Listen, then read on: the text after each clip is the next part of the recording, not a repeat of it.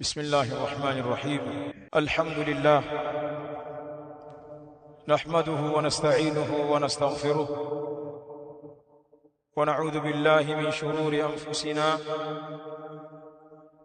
ومن سيئات أعمالنا. من يهده الله فلا مضل له ومن يضلل فلا هادي له.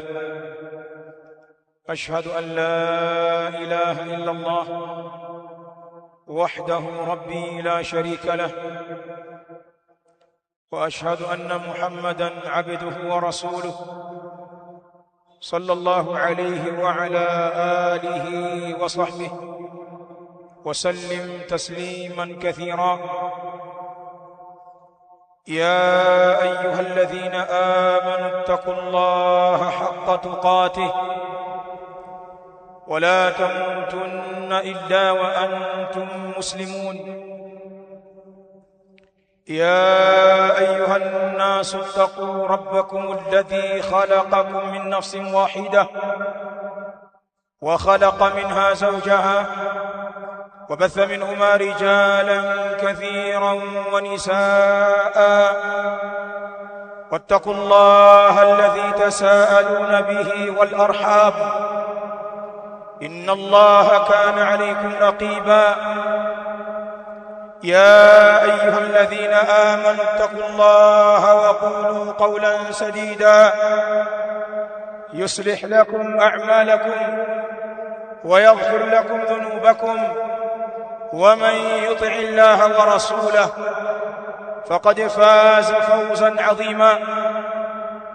أما بعد، فإن أحسن الكلام كلام الله، وخير الهدى هدى رسول الله صلى الله عليه وسلم، وشر الأمور محدثاتها، فإن كل محدثة بدعة وكل بدعة ضلالة وكل ضلالة في النار. أيها المسلمون عباد الله، يقول ربنا سبحانه وتعالى في كتابه الكريم: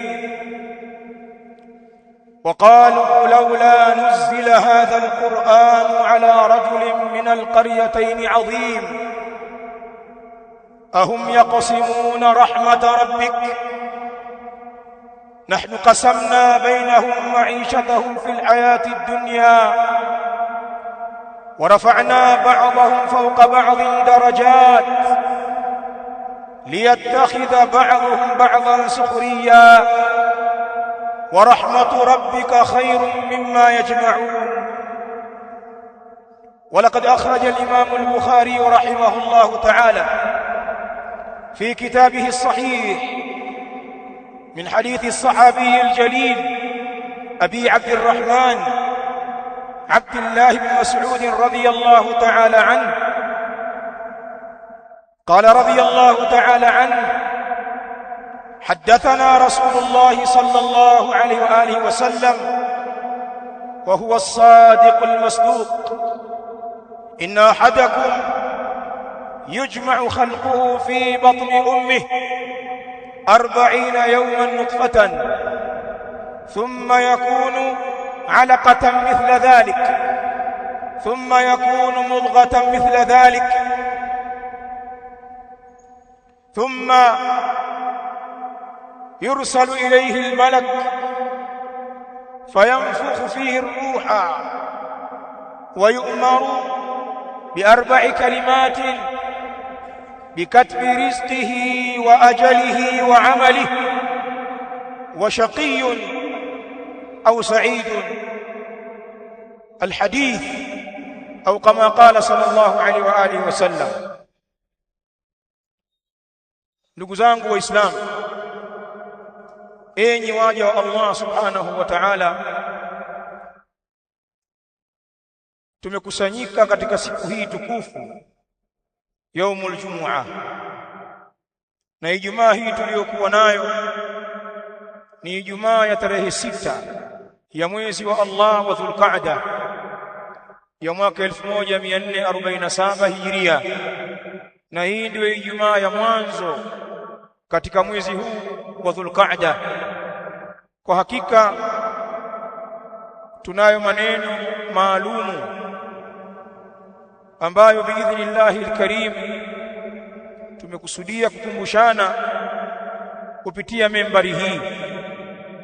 Mazungumzo yetu haya yatatawala takriban katika mwezi wetu huu wa Dhulqa'da, kuanzia Ijumaa hii tuliyokuwa nayo na Ijumaa zinazofuatia katika mwezi huu, takriban Ijumaa 3 insha Allah taala, kabla ya kuja kuanza mazungumzo mengine yenye kufungamana na mwezi unaofuatia mwezi huu ambao ni mwezi wa Dhulhijja. Ayuha nasu ibadallah, mazungumzo haya ambayo tutakuwa nayo katika hutuba hizi ndani ya mwezi huu insha Allah taala tumeyatia katika unwani inayosema asbabu rizqi wa jalibatu albaraka inda ta'siri al'aish wa ghala'i al-as'ar. Maana yake haya maneno asbabu rizqi wa jalibatu albarakati, sababu za riziki na mambo yenye kuleta baraka, inda ta'siri al'aish, wakati yanapokuwa magumu maisha, wa ghala'i al-as'ar, na wakati wa kuwa ghali bei. Ndugu zangu Waislamu, kwa munasaba wa kipindi hichi ambacho tuko nacho, nyote ni mashahidi juu ya malalamiko ambayo watu wanalalama kuhusiana na ugumu wa maisha na ughali wa vitu. Thamani za bidhaa zimekuwa ghali. Watu wengi wakiwemo Waislamu wamekuwa ni miongoni mwa wenye kulalamikia jambo hili, ufinyu wa mzunguko na ughali wa bidhaa. Na hata wengine wanataja sababu ambazo zinapelekea jambo hili. Katika kipindi hiki tulichokuwa nacho duniani, pana machafuko, kuna vita vinaendelea katika baadhi ya maeneo. Ni vita ambavyo vimeacha athari kwenye nchi nyingi, kwa kuwa wenye kupigana ni mabwana wakubwa. Ni vita kama vita vingine, lakini ukiitizama vizuri, hii vita imekaa kiuchumi zaidi na imeanza kuleta athari. Mafuta yamepanda bei hata kwenye nchi yetu hii, na mafuta ni chanzo cha uendeshaji wa vyanzo au ni chanzo cha uendeshaji wa vyombo vingi vya usafiri na mitambo ya viwandani. Mafuta yalipopanda bei kwa sababu ya vita hii ya Muamerika na mshirika wake Muisraeli, na kwa upande wa pili kuna Muirani na washirika wake, vita hii imechangia huo ughali wa mafuta, na hatimaye bidhaa zingine zote zimeibuka, zimekuwa ghali. Hichi ndio kilio cha wafanyabiashara, kadhalika sisi wateja wao na watu wote kwa ujumla. Hata baadhi ya maeneo kwenye baadhi ya nchi wameanza kuambiana kwamba wafunge mikanda na wapunguze matumizi ili kukabiliana na changamoto hii tuliyokuwa nayo. Sasa kwa munasaba huu lazima tutoe miongozo na maneno ya haki kuwaelekezea Waislamu nini dini yao inazungumza kuhusiana na jambo la riziki na ughali wa gharama katika maisha. Maneno haya yatawatia moyo Waislamu kuweza kusimama imara na dini yao hata pale ambapo wanapitia kipindi kigumu. Lakini maneno haya yatawajenga Waislamu juu ya kuziwinda na kuzifanyia kazi sababu ambazo zinachangia urahisi wa maisha na kutia baraka kwenye kipato, hata pale ambapo watu wengine wanalalamika, wewe utakuwa ni mtu mubarak, utakuwa ni mtu uliobarikiwa hata kama kile kinachoingia kwako ni kidogo. Haya ni mambo ya msingi sana ya kuyazungumza katika wakati huu, na hii ndiyo maana ya da'wa, kuleta ubainifu wakati watu wanaohitajia, kwa sababu la yajuzu taakhiru albayan an waqti alhaja. Haifai kuchelewesha ubainifu katika ule wakati ambao ubainifu unahitajika, bali ni ahadi Allah ameichukua kwa watu wenye elimu kwamba wasimame wafanye kazi ya kubainisha kitabu na kufafanua aya zake, na katu wasiufiche ukweli. La tubayyinunnahu linnas wala taktumuna, na wallahi mtakibainisha hicho kitabu kwa watu. Waliambiwa haya ulama wa Kiyahudi kwamba waibainishe Taurati kwa watu na wala wasiifiche, na muongozo huu pia umepewa ulama katika Uislamu. Kazi yao ni kuibainisha Qur'an na katu wasifiche. Sasa ndugu zangu, nataka tufahamu kwamba jambo la riziki limeelezwa vizuri sana na Qur'an na limeelezwa vizuri sana na sunna za Mtume sallallahu alaihi wa alihi wasallam, na maulama wetu wameyafafanua haya katika tungo zao, katika darasa zao na katika miongozo yao mbalimbali ambayo wanaitoa kwa umma, hasa kwenye vipindi vigumu kama hivi ambavyo vimewahi kuwapitikia Waislamu huko nyuma, na pengine hali zao zilikuwa ngumu zaidi. Ayuha nasu ibadallah, lina'lam jami'an ilmu al-yaqin. Nataka tufahamu wote, tufahamu ilmu ya yaqini isiyokuwa na shaka, anna arzaq al-ibad qad qadaha Allah subhanahu wa ta'ala wa qaddaraha fil azal, kwamba riziki zote za waja zote amezihukumu Allah subhanahu wa ta'ala na amezikadiria kwa waja wake toka huko kale, hata kabla ya kuumbwa kwetu sisi na kuumbwa huu ulimwengu. Allah subhanahu wa ta'ala ameshakadiria riziki za waja wake. Angalia ayati katika sura Zukhruf, pale ambapo washirikina wa Makka walipojivika ukiranja na wakataka kutoa maelekezo kwamba kitu fulani apewe fulani na kitu kile apewe huyu, wakajitia kimbelembele kuingilia kazi ya Allah subhanahu wa ta'ala ya kuvitoa vipawa na kuzitoa riziki.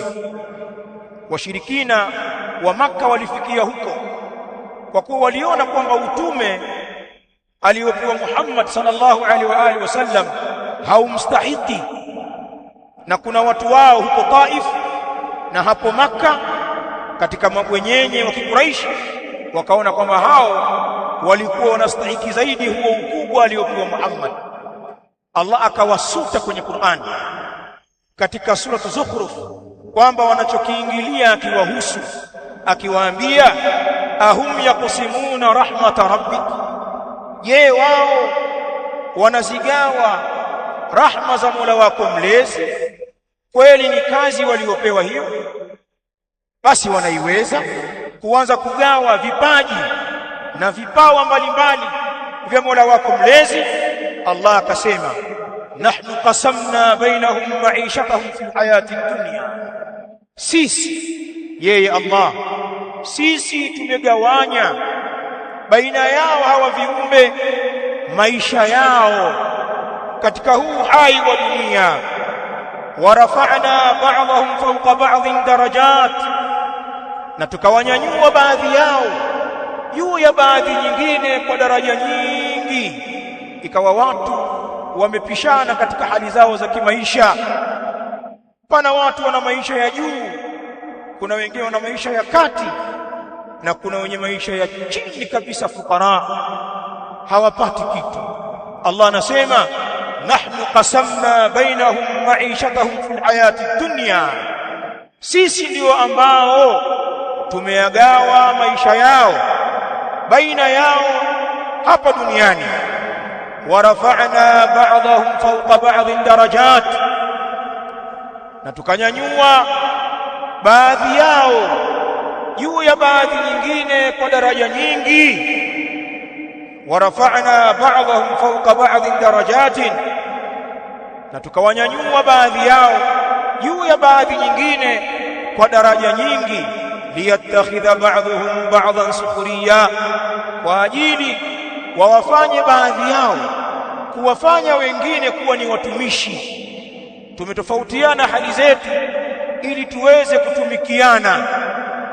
Lau tungelikuwa na hali moja watu wote, maisha yasingekwenda, dunia ingesimama, watu wote wangekuwa wanafanana vipato, wote matajiri. Hebu niambie, nani angelikuwa mfanyakazi? Mambo yangeenda vipi? Lakini Allah amejalia baadhi yetu watakuwa watumishi wa wengine. Ndiyo, kuna muajiri na muajiriwa, pakawa pana bosi na mfanyakazi, na wote mnahitajiana. Bosi anahitajia wafanyakazi, wafanyakazi wanamhitaji bosi wao. Kwa huu muunganiko huu maisha yanaenda.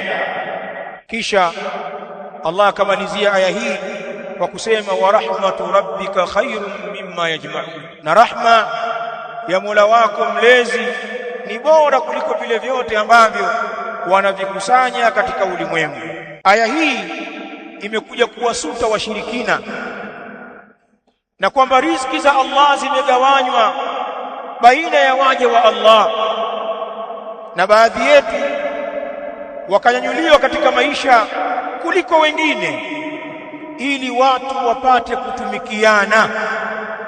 Allah amelifanya hili kwa makusudi, na akiwa ana rahma, usije kutafsiri kwamba Allah anawaonea wale wenye kipato kidogo na kwamba amewapendelea wale wenye kikubwa, labda hana uadilifu. Ta'ala Allahu an dhalika uluwan kabira. Allah akamalizia aya hizi kwamba na rahma ya Mola wako mlezi, yani kwa viumbe wake, ni bora kuliko yale ambayo wanayakusanya. Lakini pia ukisoma sunna ya Mtume sallallahu alaihi wa alihi wasallam, utaona jambo la riziki ni jambo la kale. Inda al-Imam al-Bukhari, nimeitanguliza hadithi ya Abdullah ibn Mas'ud radhiyallahu ta'ala anhu, Abu Abdurrahman. Abdullah ibn Mas'ud anasema alitusimulia sisi Mtume sallallahu alaihi wa alihi wasallam, wa huwa as-sadiq al-masduq, na hali ya kuwa yeye Mtume sallallahu alaihi wa alihi wasallam ni mkweli mwenye kusadikishwa. Mtume akasimulia mambo ya ghaibu ambayo huwezi ukayajua ila kwa wahi, akiwaambia, inna ahadakum yujma'u khalquhu fi batni ummihi 40 yawman nutfa, hakika mmoja wenu linakusanywa umbile lake akiwa ndani ya tumbo la mama yake katika fuko la uzazi ndani ya siku 40, hali ya kuwa umbilo hilo ni tone la manii. Kisha Mtume alayhi salatu wasallam akasema, thumma yakunu alaqatan mithla dhalik, kisha umbilo hilo linabadilika linakuwa ni pande la damu kwa mfano wa hivyo. Kwa siku 40 nyingine linahama kutoka kuwa ni tone la manii na kuwa ni pande la damu. Thumma yakunu mudghatan mithla dhalik, kisha hilo pande la damu linageuka na kuwa ni pande la nyama kwa mfano wa hivyo ndani ya siku 40. Hizo ni 43, hiyo ni miezi minne. Na hapo sasa ndiyo kiumbe kinapopuliziwa roho. Thumma yursalu ilayhi malak, kisha anatumilizwa kwa kiumbe hicho malaika. Na wanaeleza ulama shurah, huyu ni malaika maalum muwakkalun bil arham, amewakilishwa kusimamia vizazi katika mafuko ya uzazi. Anatumwa malaika huyu na anakwenda kupuliza roho kwenye kiumbe hiki. Lakini si hilo tu, kuna mengine yanaambatanishwa na huku kupuliziwa roho. Wa yu'maru bi arba'i kalimati, na panaamrishwa kwa mambo manne kwa kiumbe huyu. Bikatbi rizqihi, kwa kuiandika riziki yake. Wa huna mahallu shahid, uko ndani ya tumbo la uzazi, bado ni mimba yenye miezi 4 tu, wala hujajulikana ni wa kiume au wa kike, utazaliwa hai au utakufa. Riziki yako inaandikwa. Wa yu'maru bi arba'i kalimati, pataamrishwa kwa mambo manne. Bikatbi rizqihi, kuiandika riziki yake kiumbe hiki. Wa ajalihi, na ajali yake, bimaana hata mauti yako yatakuwaje, utakufa lini, yaandikwa yote hayo. Wa amalihi, na panaandikwa amali zake. Min khairatin wa shurur, katika amali za kheri na shari utakazofanya. Wa shaqiyun au sa'id, bali pia panaandikwa atakuwa muovu huyu au mwema. Na hii yote ni kutokana na ilmu ya Allah subhanahu wa ta'ala. Fa inna Allah ta'ala ilmuhu sabiq, ilmu ya Allah subhanahu wa ta'ala imetangulia, anavijua vitu kabla hajaviumba. Allah subhanahu wa ta'ala ilmu yake ina upana huo, na ndiyo maana akawa Allah anakujua yatakapokuwa maisha yako, utakokwenda wewe, utaamini au utakufuru, anajua. Utakuwa na kheri au na shari, anajua. Riziki yako itakavyokuwa na kifo chako, na kwamba utakuwa ni mwema au ni muovu, Allah anajua. Allah anaandika na anakadiria kwa vile alivyojua subhanahu wa ta'ala. Haya, kwa haya tunayoyasikia katika nukuu hizi chache, unalionaje jambo la riziki? Ni jambo ambalo lina mpango tayari, limekadiriwa na Allah subhanahu wa ta'ala. Kwa hivyo ndugu zangu Waislamu, riziki zetu sisi waja wa Allah subhanahu wa ta'ala tayari zimekwisha kugawanywa toka tukiwa katika matumbo ya wazazi wetu.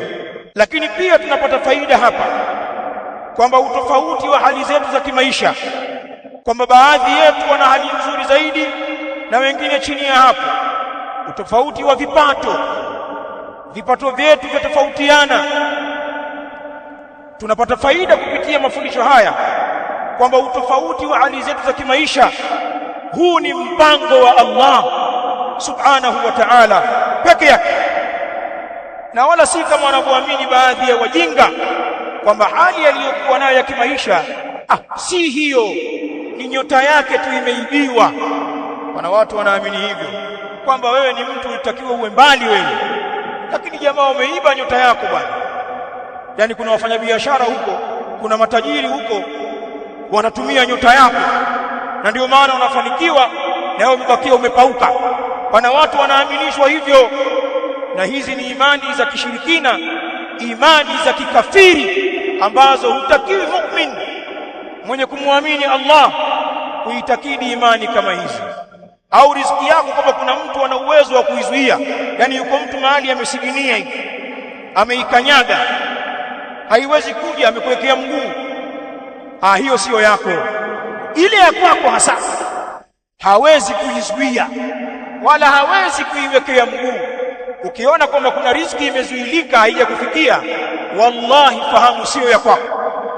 Lakini kama ni riziki yako, hakuna mwenye kuweza kutia mguu, kwa kuwa hiyo ni yako. Na lau wakukusanyika watu wote, majini wao na wanadamu wao, wakawa na malengo ya kukunufaisha wewe kwa kitu ambacho Allah hajapanga kukunufaishe, hawawezi kukunufaisha kitu hicho na kinyume chake.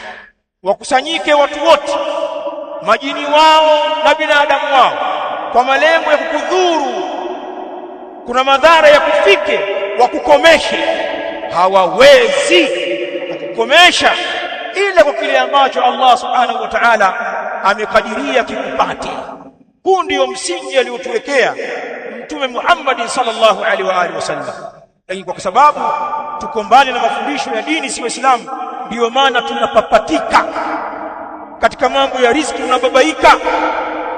Wengine mpaka wanakata tamaa, mtu anaamua bora ajitoe uhai. Maisha gani haya? Majukumu yamenilemea, school fees sina, nadaiwa kodi, watoto wanatakiwa wale, mambo magumu bwana. Mtu anajinyonga, anakunywa sumu. Na wengine wanafikia kiwango kibaya zaidi, wanakwenda kwa washirikina kutafuta riziki, kwa waganga wa kienyeji, wanakwenda kuroga. Potelea mbali, wengine wanapewa masharti magumu, mfanye mtoto wako taira, au vaa nguo ya aina hii siku zote, au usitembee na nguo ya ndani maisha yako yote. Kuna midude haifai nguo za ndani, si kwa maana na fungus. Masharti ya mganga hayo, tavaa hivyo ili uweze kutoboa, na mambo mengine ya hovyo hovyo. Wako watu wanafikia huko kwa sababu ya riziki.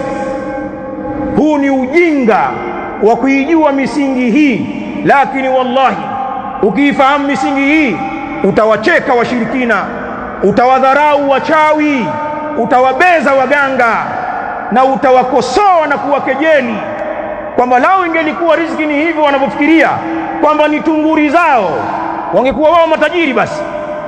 Na kuna kwa mganga nyumba yake inamvujia, nyumba ya nyasi, anatii masharti ya mashetani. Kama riziki ni rahisi hivyo na yeye anaitoa, kwa nini asiwezeke nyumba yake kwanza? Mganga baskeli imechoka, pikipiki za Mchina zimejaa humu, milioni 2, milioni na nusu, mbona asinunue kwake? Lakini anakurogea wewe upate maviaite, ndio ujue ni sheitani anakuvuta. Lakini haya huwezi ukayajua kama unaishi bila kufuatilia misingi ya dini. Hizi nusus zina mafundisho makubwa sana. Niondoke hapo, twende kwenye jambo jingine muhimu sana katika mambo ya riziki.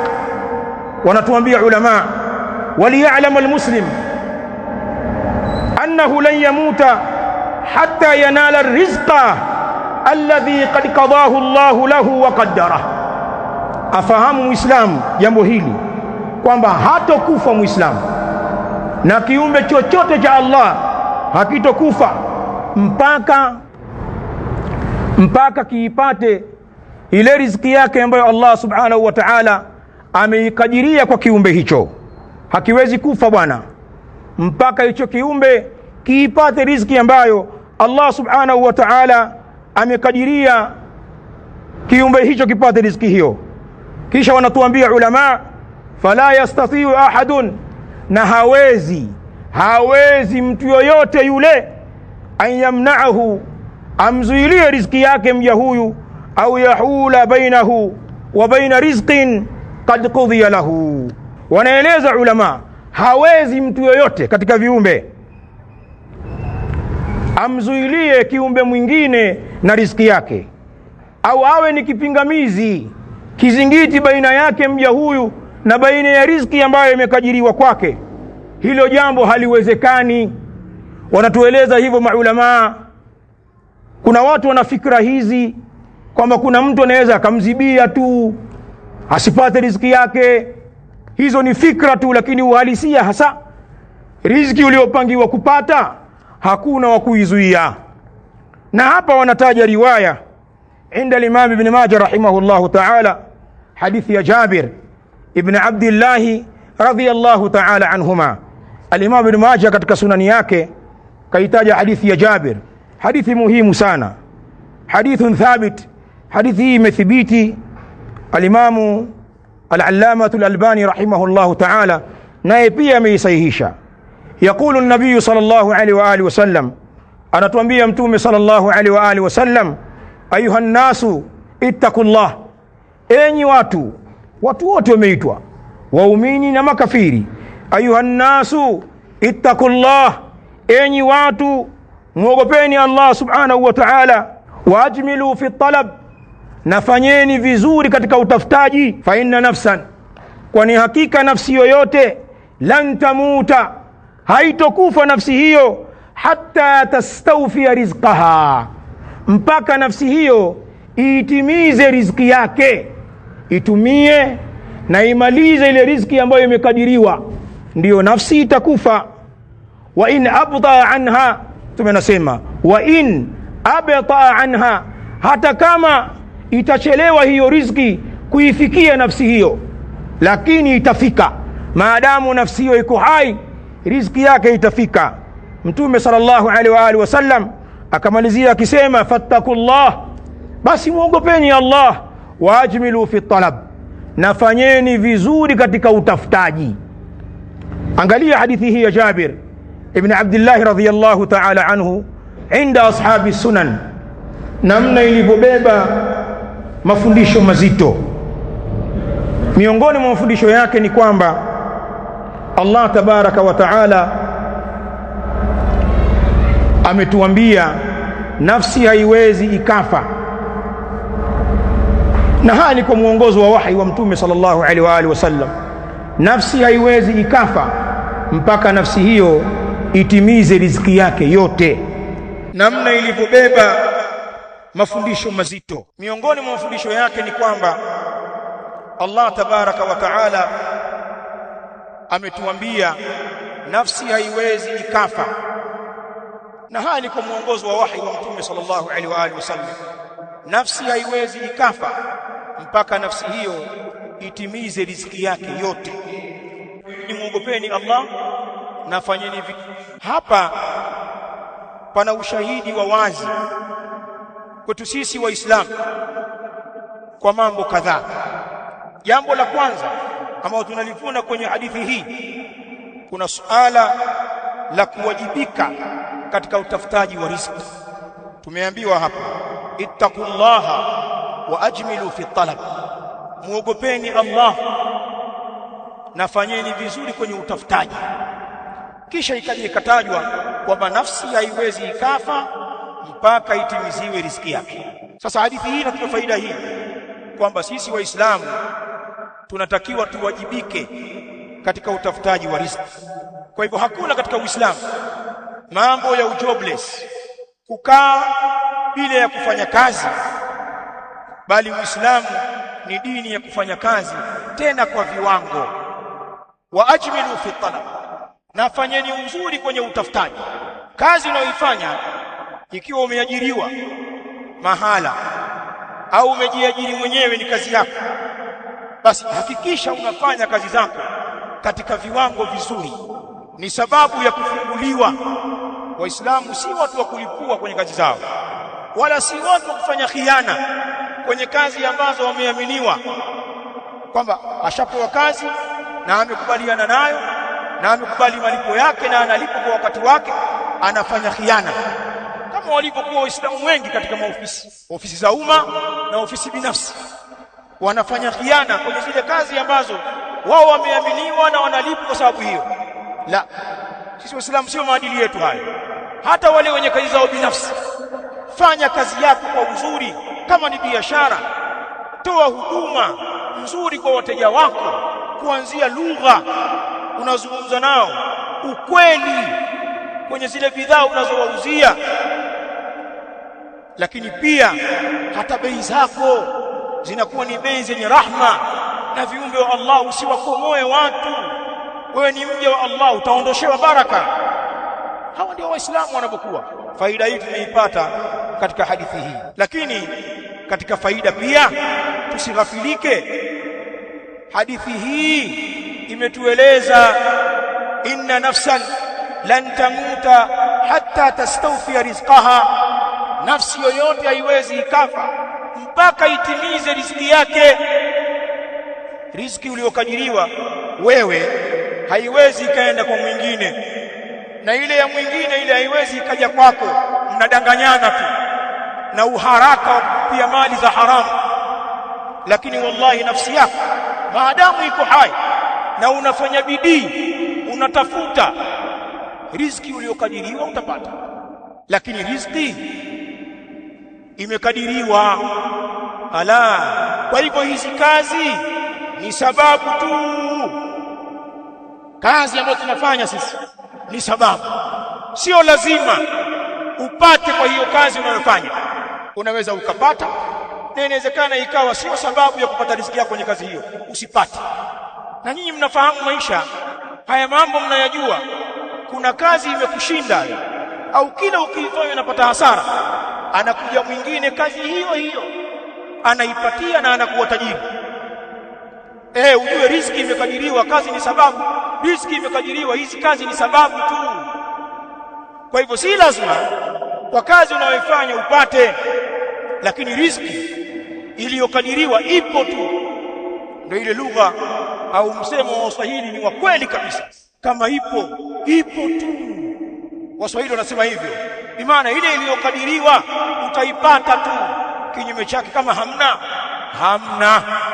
Hata ukikesha usiku, wataamka wenzako asubuhi wamelala, watafanya ile unayofanya, watapiga hela, na wewe utakuwa unasinzia na kutoa ute tu kwa kuwa hukulala. Hilo ndio jambo la riziki. Hadha wallahu ta'ala a'la wa a'la. Alhamdulillah wassalatu wassalamu ala rasulillah Muhammad ibn Abdillah wa ala alihi wa ashabihi alkiram ajma'in. Amma ba'd. Ayuha nasu ibadallah, tukiendelea kuweka misingi katika jambo hili la riziki, wanatueleza pia ulama wetu jambo la muhimu sana. Qala ahlul ilm, wa min ajibi amri rizq, na ni maajabu kabisa ya jambo la riziki vile lilivyo, linastaajabisha. Annahu yatlubu sahibahu kama yatlubuhu ajaluhu, kwamba riziki inamtafuta mtu wake kama vile mtu huyo anavyotafutwa na ajali yake. Maajabu ya riziki hayo, chukua hilo Muislamu. Riziki inamtafuta mwenye nayo kama vile mtu anavyotafutwa na ajali yake. Nini maana ya maneno haya?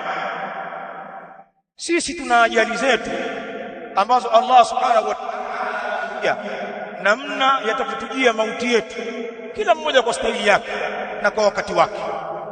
Swali hapa, unaweza ukakwepa ajali yako? Ile ajali iliyokadiriwa kwako kaikwepa? Kwa kuwa ajali zimekuwa nyingi za magari, msisafiri. Mwaka huu wote sisafiri. Kwa hivyo ndio hutokufa. Kwa nani amekwambia kifo chako cha ajali? Wakati mwingine unasema sisafiri, ndio unakisubiria nyumbani sasa. Kwa maana unatakiwa usitoke kweli ili ufie nyumbani, kwa kuwa nyumba itakudondokea na utapigwa na matofali ya kichwa, utafia stilum kwako na mfano wa hayo. Basi vile vile kama vile ambavyo hatuwezi kukwepa kifo, ndivyo ambavyo hatuwezi kukwepa riziki. Tamani za nini sasa? Ikiwa hali ni hii, haraka ni ya nini mpaka unaingia kwenye haramu, wakati riziki yako ile inakutafuta kama kifo chako? Maneno haya si maneno yangu, imekuja riwaya hii imetajwa na wanawachuoni wengi wa hadithi. Rawaha al-Imam Ibn Hibban katika sahihi yake, wal Baihaqi katika Shu'ab, lakini pia riwaya hii ameitaja al-Allama al-Albani akiisahihisha katika Sahih at-Targhib. Ni hadithi thabit, hadithi ya Abi Darda radhiyallahu ta'ala anhu. Anasema sahaba huyu, qala an-nabiy sallallahu alayhi wa alihi wasallam, amesema mtume sallallahu alayhi wa alihi wasallam, inna ar-rizqa la yatlubu al-'abda kama yatlubuhu ajaluhu, hakika riziki ni yenye kumtafuta mja. Riziki inamtafuta mja kama vile ambavyo inamtafuta yeye huyo mja ajali yake, bimaana kifo chake. Ndio tukasema haya ni maajabu ya jambo la riziki. Ni kama kifo, huwezi ukaikwepa riziki yako kama vile ambavyo huwezi ukakwepa kifo chako. Mpaka hapa kwenye hizi nususa ambazo tumezisoma, mpaka hapa kuna mambo ya msingi ya kuyazingatia kwenye hili jambo la riziki, ambayo mambo haya Waislamu wengi hawayazingatii na wanayakiuka. Miongoni mwa hayo ni kutawakkali kwa Allah subhanahu wa ta'ala katika jambo la riziki, na maelezo yake yatakuja hapo mbele wakati tunataja zile asbabu za sisi kupewa riziki. Hilo ni kubwa kabisa, tuwe na moyo thabiti wa kumtegemea Allah subhanahu wa ta'ala katika mambo yetu ya riziki.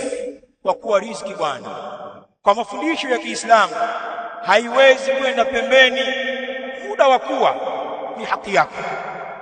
Lakini pia katika ambao tumejifunza kwamba jambo la riziki limekadiriwa toka huko kale na Allah subhanahu wa ta'ala, ipo tu.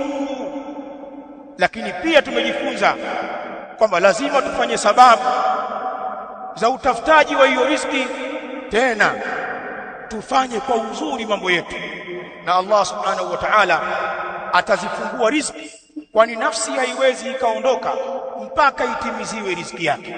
Mambo haya tukiyafahamu vizuri, tutatulizana sisi. Hata pale ambapo riziki zetu zinapungua, tutakuwa watulivu kwa kutunajua chanzo cha riziki ni nini. Tutatulia sisi na kuwahusudu ndugu zetu na wenzetu ambao Allah amewafungulia katika riziki. Ikawa mtu anaungua, kwa nini yule bwana, mbona amekuwa hivi? Mahasidi wanahusudu kwa sababu hawaujui mlango huu kabisa. Husda zingepungua lau tungelijua haya, kwamba aliyemfikisha pale yule ndugu yangu ni Allah. Sasa unachukia, wamchukia Allah aliyeumba na mwenye kutoa riziki, wa anta muslim, na wewe ni Muislamu. Ndio maana baadhi ya maulama wanasema hasad inamfikisha mtu kwenye kiwango cha kuchukia hukumu za Allah, na mtu akifikia huko anahukurubia ukafiri kama sio kafiri. Maana Allah ndiye aliyempa mja wake katika riziki, wewe unachukia, unaona kwamba ile astahiki yeye, wanastahiki wengine. Baadhi ya mahasidi, mtu wa juzi tu bwana, mrata kabisa huyu bwana, ametukuta mabona hapa anatuvimbia. Tafuta shekhe, mambo ya riziki hayako hivyo, utakufa bure, na maradhi yamekuwa mengi haya. Tunatumia vitu vingi ambavyo sio vya asili katika zama hizi. Mafuta tunayotumia, vitoweo, hizi mboga mboga zote ni madawa matupu, mioyo imetanuka. Utakufa. Jipunguzie maradhi ya moyo, ya uhasidi, vifundo, chuki kwa ndugu zako. Kwa nini wanafanikiwa? Haya mambo tunayaingia kwa sababu mlango huu hatujui. Ayuha nasu ibadallah. Sasa nawaacha na hili, tunaimalizia khutba hii hapa. Khutba zijazo tutataja sababu muhimu sana za kusahilisha na kutia baraka riziki zetu. Ni katika maeneo nyeti kwa sisi watafutaji, kwa sisi Waislamu ni watu wa kutafuta. Sisi ni wapambanaji, sio watu wa kuombaomba na kujilegeza kwa watu. Tutakuja insha Allah taala, kama uhai utakuwepo, kuzitaja sababu za kuwepesisha riziki zetu na sababu za kutiliwa baraka. Na hapo ndio utaona namna tunavyokiuka utaratibu.